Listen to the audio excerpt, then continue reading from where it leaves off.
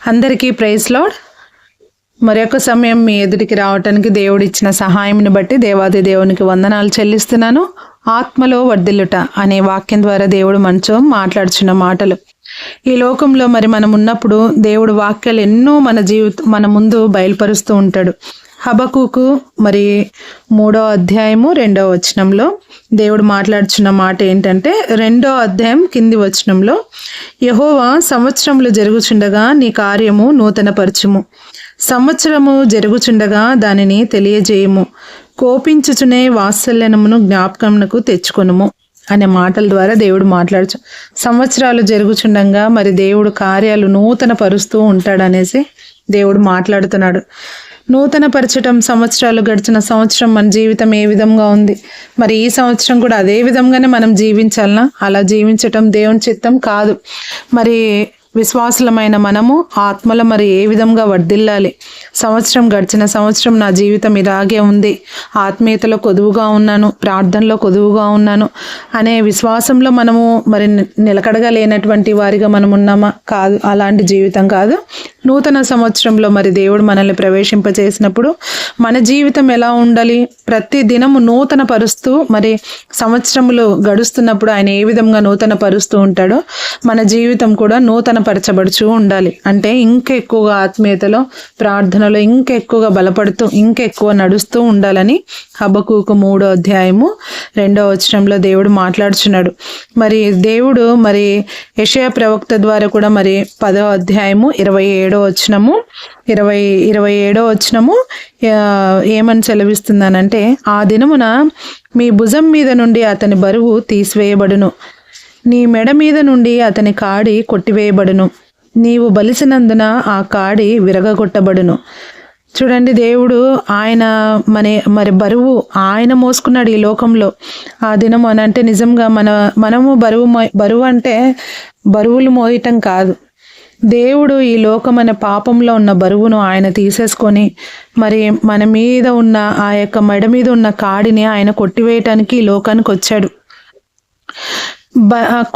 ఆయన కొట్టివేయటానికి, పాపంలో మనం జీవిస్తూ నరకానికి వెళ్ళకూడదని దేవుడు సెలవిస్తున్నాడు. అంటే ఏ ఒక్కరం కూడా ఒకవేళ దేవుడు ప్రభు అయిన యేసుక్రీస్తు ఆయన కల్వరి శిలువలో మరణించకపోతే, ఆయన నేను మీకోసం, ఆయన మన కోసమే పాపాలను భరించిన దేవుడు కనుక మన బరువు కూడా ఆయనే మోసాడు. కాబట్టి ఆయనే ప్రతి కాడినంతటిని కూడా దేవుడే కొట్టివేశాడు. కాబట్టి మన బరువు ఆయనకి ఇచ్చినప్పుడు ఆయన మన మీద ఉన్న కాడిని కూడా దేవుడు కొట్టివేయగలిగిన సమర్థుడు ఆయన. అలా మన జీవితాలు ఉండాలని దేవుడు చూస్తున్నాడు. తర్వాత నీవు బలిసినందున ఆ కాడి విరగగొట్టబడును. బలిసినందున అంటే తిని బాగా మనము ఒళ్ళు బాగా ఎక్కించుకోవడం అలా కాదు. బలిసినందున అంటే ఆత్మీయతలో మనం బాగా బలాభివృద్ధి పొందాలని, ఆత్మీయమైన జీవితంలో మనం బాగా బలం పొందుకోవాలని.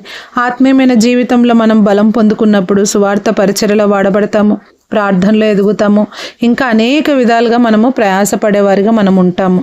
ఏదో కొద్దిపాటిగా మనం మందిరాలకు వెళ్తున్నాం వస్తున్నాం అన్న రీతిలో కాదు.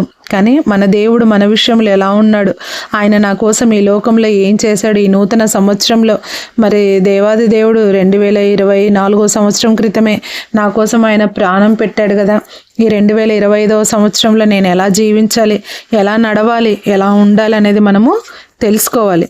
తెలుసుకున్న తర్వాత మనం ఆయనలో నిలకడగా ఉండగలుగుతాము, ఆయనలో నడవగలుగుతాము, ఆయన పరిచర్యలో వాడబడతాము. తర్వాత ప్రార్థనలు ఎక్కువగా జీవిస్తాము. సువార్త పరిచర్యలో కూడా అనేకులను నశించిపోతున్న బిడ్డల కోసము, సువార్త పరిచర్యల కోసం అనేకులను మనం ఆయన తట్టు తిప్పేవారుగా, అంటే నరకానికి పాత్రలుగా ఉన్న వారిని, అగ్నిలో కాల్చబడుచున్న వారిని వారిని తప్పించాలన్న ప్రయాస మనలో ఉండాలి. అంటే వారు కాలిపోతున్నప్పుడు మన కుటుంబాల్లో కూడా ఎంతోమంది నశించిపోయేవారు ఉంటారు. మన ఇంట్లో వారు కావచ్చు, మన కుటుంబాలలో మన బంధువులు కావచ్చు, మనకు చుట్టుపక్కల ఉన్నవారు, తెలిసిన వాళ్ళు, ఫ్రెండ్స్ కావచ్చు, ఎంతోమంది ఉండొచ్చు. అలాంటి వారిని మనం చూస్తూ కూడా నాకెందుకు అనేది మనము అలాంటి జీవితం కలిగే వారిగా మనం కాదు. మన దేవుడు కూడా మనల్ని అలాగే అనుకొని నాకెందుకు వాళ్ళు నరకానికి వెళ్తానని ఆయన అనుకోలేదు. కానీ ఆయన అందరినీ ప్రేమించిన దేవుడు, అందరితో ఆయన కలిసి ఉండాలని, నా బిడ్డలను నాతో ఉండాలని ఆయన అనుకున్నాడు. కాబట్టి ఈ లోకంలో ఆయన మరి ప్రాణం పెట్టడానికి మన కోసం పరలోకంలో నుండి దిగి వచ్చిన గొప్ప దేవుడు ఆయన. అలాంటి స్వభావం మనం కూడా కలిగి మన కాడి మరి దేవుడు విరక్కొట్టే దేవుడని, మనము ఆయనలో ఉన్నప్పుడే మరి ఆత్మలో మనం బలవంతులుగా ఉండాలని, మరి ఆయన పరిచర్యలో వాడబడాలని దేవుడు సెలవిస్తున్నాడు. అందుకే ఇజ్రాయేలీలను దేవుడు ఎంతగానో ప్రేమించిన దేవుడు. 11 దినముల ప్రయాణంలో మరి దేవుడు వాళ్ళని ఎంతగానో శోధించినప్పటికీ మరి దేవుడు వాళ్ళని ఏ విధంగా సంరక్షించుకుంటూ 40 సంవత్సరములు మరి అరణ్యమాసంలో నడిపించినప్పటికీ దేవుడు వారి ప్రయాసంలో కూడా దేవుడు వాళ్ళకి చెప్పులు అరిగిపోలేదంట. మరి వారి బట్టలు కూడా మరి చినిగిపోకుండా దేవుడు వారిని కంటికి రెప్పలాగా కాపాడుకుంటూ ఆయన పాలు తేనెలు ప్రవహించే దేశం దాకా తీసుకొని వెళ్ళిన దేవుడు గొప్ప దేవుడు ఆయన. మనల్ని కూడా ఈ దినం మనం కూడా ఆయన బిడ్డలుగా ఉన్నప్పుడు ఇజ్రాయేలీలను ప్రేమించిన దేవుడు మనల్ని ప్రేమిస్తున్నాడు. నిన్న నేడు నిరంతరం ఏకరీతిగా ఉన్న దేవుడు కనుక, ఆయన ఉన్నవాడు అనువాడైన దేవుడు కనుక మనం కూడా మన జీవితంలో ఎలా ఉండాలనో మరి నూతన సంవత్సరంలో నూతనమైన కార్యాలు మన జీవితంలో మన కుటుంబాల్లో జరగాలని ఆశిస్తున్నాను. దేవుడు హబకూకు ద్వారా మాట్లాడిన మాటలు ఈ సంవత్సరమును నూతన పరుస్తుండగా ఆయన కార్యాలు నూతన పరుస్తున్నప్పుడు మన జీవితంలో ఆ కార్యాలు జరగాలని, ఆత్మలో మనం వర్ధిల్లే వారిగా ఉండాలని, ఫలించే బిడలుగా ఉండాలని, అనేకులను ఫలించే వారిగా మనం కూడా వారిని ప్రోత్సాహపరుస్తూ ఇతరులను ఆయన తట్టు నడిపించే వారిగా ఉండాలని ఈ మాటలు ముగిస్తూ, ఈ మాటలు మన కుటుంబాలలో నెరవేరుస్తూ మరి ఆయన చిత్తానికి లోబడుతూ మనం బిడ్డలను కూడా ఆయనలో ఫలించే బిడ్డలుగా నడిపించేవారుగా ఉండాలని అందరినీ కోరుకుంటూ ఈ మాటలు ముగిస్తున్నాను. ఈ మాటలు మనందరి వినికిడిలో దీవించును గాక. ఆమేన్.